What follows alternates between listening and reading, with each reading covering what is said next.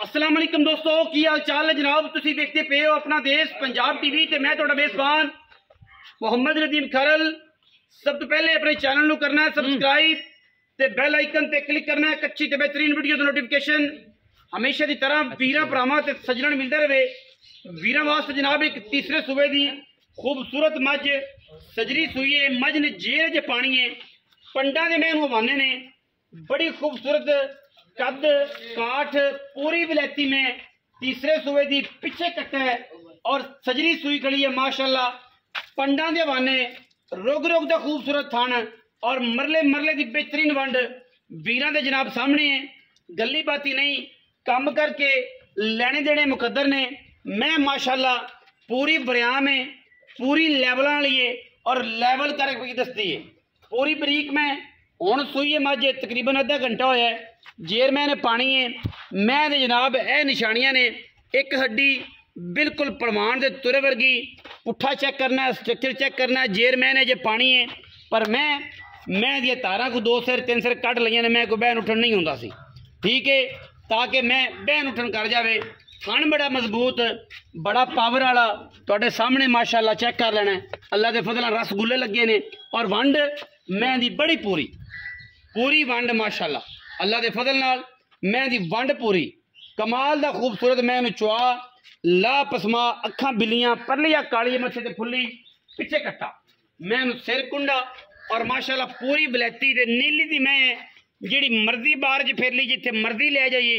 अल्लाह के फजल नाल साडी मैं इंशाल्लाह नीली तो बाहर को बंदा कढ़ नहीं सकता।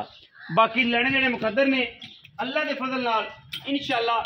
प्योरिटी दे विच एक नंबर माल, वलैती माल और इंशाल्लाह पूरा नीली दा मझ। क्योंकि हुण सूई है, असी ये नहीं कह सकते वीरां नूं कि जनाब ये की करेगी, लेकिन मैं अडर मैं दी क्वालिटी गढ़ वर्गी सीधी कंड और मैनू लग्या जनाब पंडा दा बाना।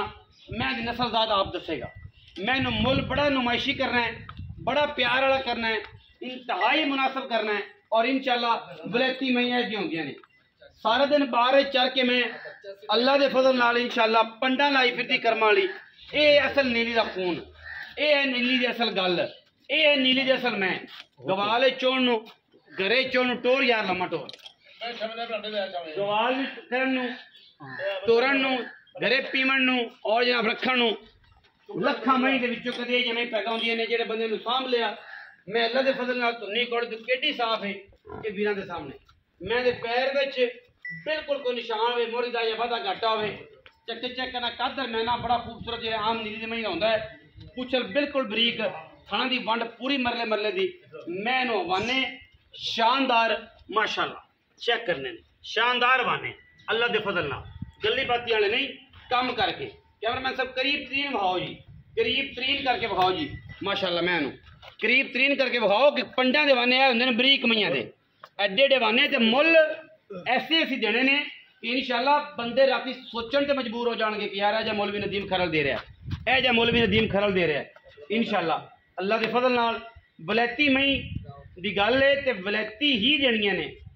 लट मैं नहीं बखानी, देसी मैं नहीं बखानी, वलैती ही बखानी है।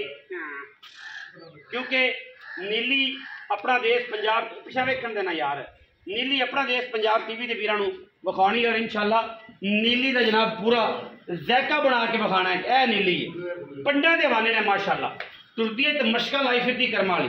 पिछे कट्टा सूं सजरी सूई है, जेर मैंने जे पानी है, तसलियां सारियां ने साडियां इंशाल्लाह। छट्टा होवे, फुआरा होवे, गंढ होवे, मरोड़ी होवे, मैं रुपया एक नहीं लेना, ठीक है जी। मौके ते आओ, हुण तो सूई खड़ी है, बद खरबूजा नहीं है, मिठे फिक्के का पता लग जाएगा, छट्टे फुआरे का पता लग जाएगा, गारंटियां सारियां हो जाएगियां।